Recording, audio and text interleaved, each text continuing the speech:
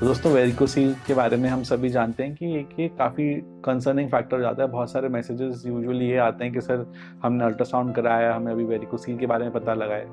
तो सबसे पहली बात तो ये कि वेरिकोसील के बारे में पता लग जाए अल्ट्रासाउंड पे तो ऐसे कोई घबराने वाली बात नहीं होती है, क्योंकि ऐसे बहुत सारे पेशेंट्स को वेरिकोसील ऐसे ही राह चलते आ सकता है। अगर मैं भी अल्ट्रासाउंड कराऊँ तो शायद मुझे भी कुछ छुट-पुट 1 ग्रेड 2 ग्रेड का वेरिकोसील हो।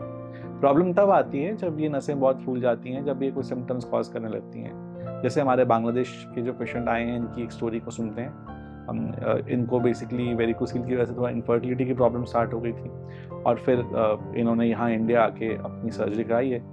तो सबसे पहले तो समझते हैं कि इनकी ये जर्नी जो है वो कैसी रही।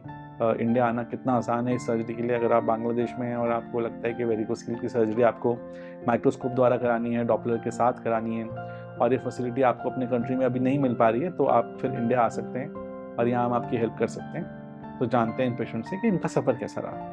I am MD Shoaib Hussain. I have come from Bangladesh. My problem was I have varicocele and I have infertility and I have no babies. No preparation is needed for the surgery and the surgery is not painful. The surgery is very easy and comfortable. The surgery takes 20 to 30 minutes. जो varicocele की surgery होती है इसको हम basically एक microscope के अंदर देखते हुए करते हैं ताकि हमें अच्छा सा व्यू मिल सके और हम सारे आर्टरीज वेन सबको अलग अलग आइडेंटिफाई कर सकें।